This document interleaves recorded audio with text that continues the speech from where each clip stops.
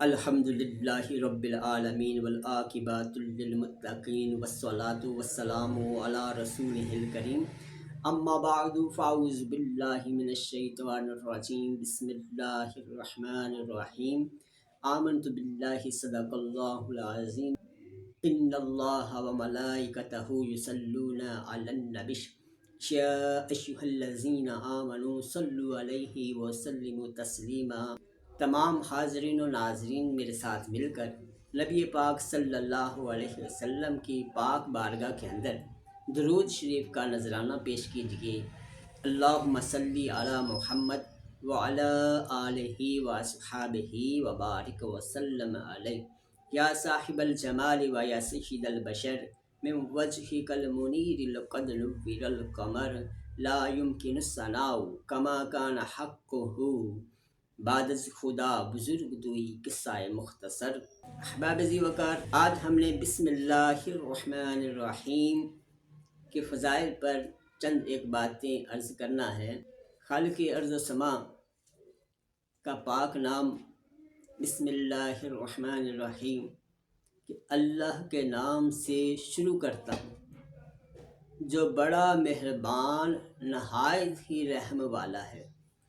اتنا رحم والا ہے کہ مثال نہیں ملتی، نہ مل سکتی ہے کہ وہ وحدہ لا شریک ہے، اس کا کوئی شریک نہیں۔ تو احباب ذی وقار، حضرت ابو بکر صدیق رضی اللہ تعالی عنہ فرماتے ہیں ایک مرتبہ بسم اللہ الرحمن الرحیم اخلاص کے ساتھ جو پڑھے، اللہ رب العزت اس کے نامہ اعمال میں 10,000 نیکیاں لکھ دیتی ہے اور اس کی 10,000 برائیاں مٹا دیتی ہے، اور اللہ کی ذات اس بندے کے 10,000 درجے بلند فرما دیتی ہے۔ سبحان اللہ۔ ایک بار اخلاص کے ساتھ، یہ کہ کوئی بھی کام اخلاص کے ساتھ کیا جائے تب بھی اس کا فائدہ ہوتا ہے، تو فرمایا 10,000 اس کے درجے بلند اللہ کی ذات فرما دیتی ہے۔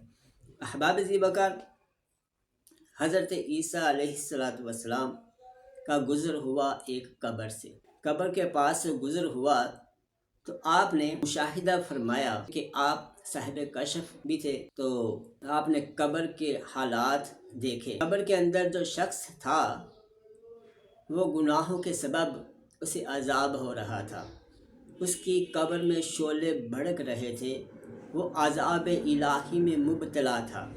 عیسیٰ علیہ السلام کا گزر ہو گیا۔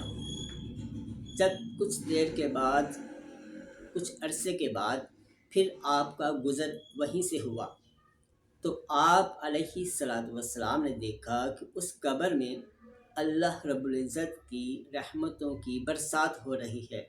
اس کی قبر نور والا نور بنی ہوئی ہے، جنت کے باغات میں سے ایک باغ بنی ہوئی ہے۔ آپ متعجب ہوئے۔ آپ علیہ السلام نے یہ منظر دیکھا تو خالق ارض و سما نے ارشاد فرمایا، اے عیسیٰ علیہ السلام، مرنے سے پہلے اس کی بیگم حاملہ تھی، ہاں اولاد ہونے والی تھی، تو یہ دنیا سے چل بسا۔ اب اس کے ہاں اولاد ہوئی، بچہ تھوڑا سا سمجھدار ہوا تو اس کی ماں نے اسے مدرسے میں بھیجا، تو قاری صاحب نے مدرس نے اسے بسم اللہ الرحمن الرحیم پڑھائی۔ جس کا بچہ دنیا میں میرا نام لے رہا ہے، مجھے مہربان اور رحم والا کہہ رہا ہے، میں اس کے والد کو قبر میں عذاب دے رہا ہوں، مجھے حیا آئی، اس لیے میں نے اس کا عذاب ختم کر دیا۔ بسم اللہ الرحمن الرحیم کی برکت سے میں نے اس کی قبر کو نور والا نور بنا دیا ہے اور جنت کے باغات میں سے ایک باغ بنا دیا ہے، اس لیے رحمتوں کی بارش اس کی قبر پہ شروع کر دی ہے۔ احباب ذی وقار، اللہ کی رحمت سے خالی فرعون بھی نہیں رہا۔ کس وقت؟ جب کہ اس نے خدائی کا دعویٰ نہیں کیا تھا، اس وقت اس کا ایک محل تھا، تو چونکہ اس وقت اس نے خدائی کا دعویٰ نہیں کیا تھا، خدائی کا دعویٰ کرنے سے پہلے اس نے اپنے محل کے باہر مین گیٹ کے اوپر بسم اللہ الرحمن الرحیم تحریر کروایا ہوا تھا۔ جب اس نے خدائی دعویٰ کر دیا تو موسیٰ علیہ السلام نے عرض کیا، اے خالق ارض و سما، میں اسے بار بار سمجھاتا ہوں، تیری طرف مائل کرتا ہوں، یہ سرکشی کرتا ہے، تیری طرف راغب نہیں ہوتا، یہ دن بعد دن اس کا کفر بڑھتا جاتا ہے، اتنا بڑھ گیا کہ اب اس نے خدائی دعویٰ شروع کر دیا۔ خالق ارض و سما تو اسے غرق کر دے۔ اللہ رب العزت نے فرمایا، اے موسیٰ علیہ السلام، تو اس کی سرکشی دیکھ رہا ہے اور میں اپنا نام دیکھ رہا ہوں۔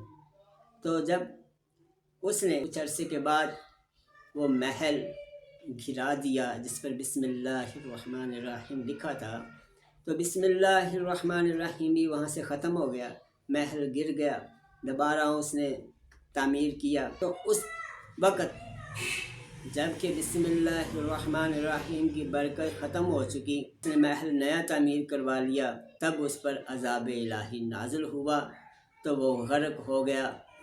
آج تک وہ عبرت کا نشان بنا ہوا ہے مصر کے زیب گھر میں۔ تو احباب ذی وقار، جب اس نے بسم اللہ الرحمن الرحیم کی برکات سے جب وہ خالی ہو گیا، بسم اللہ الرحمن الرحیم کو جب مٹا ڈالا، اللہ رب العزت نے اسے بھی نست و نبود کر دیا۔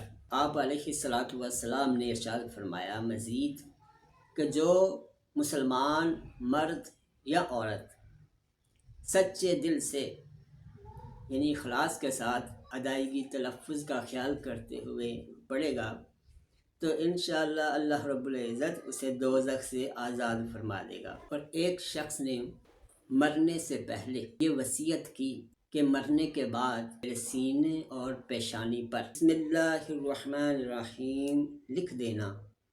چنانچہ ایسا ہی کیا گیا۔ کسی نے خواب میں دیکھا اور پوچھا ما فعل اللہ بکا، اللہ تعالیٰ نے تیرے ساتھ کیا کیا؟ کہنے لگا فرشتے آئے، جب پیشانی پر بسم اللہ الرحمن الرحیم دیکھی تو کہا تو عذاب سے بچ گیا۔ تو بسم اللہ الرحمن الرحیم دنیا میں بھی اس کے فضائل فائدے، قبر میں بھی۔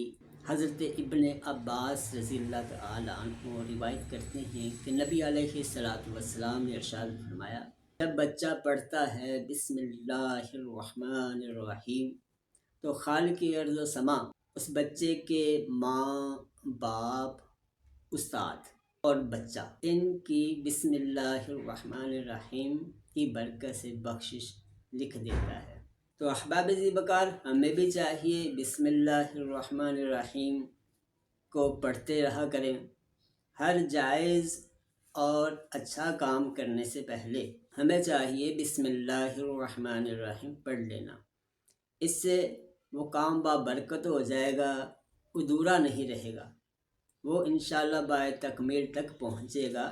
جب ہم بسم اللہ الرحمن الرحیم پڑھیں گے تو انشاءاللہ اس میں خیر ہی خیر ہوگی، برکت ہی برکت ہوگی۔ اللہ تعالیٰ کے حضور دعا ہے ہمیں بابرکت کام کرنے کی توفیق عطا فرمائے، ہم سب کے رزق میں خیر عطا فرمائے، ہم سب کے گھروں میں خیر عطا فرمائے، ہمیں فکر آخرت نصیب فرمائے۔ وما علینا الا البلاغ المبین۔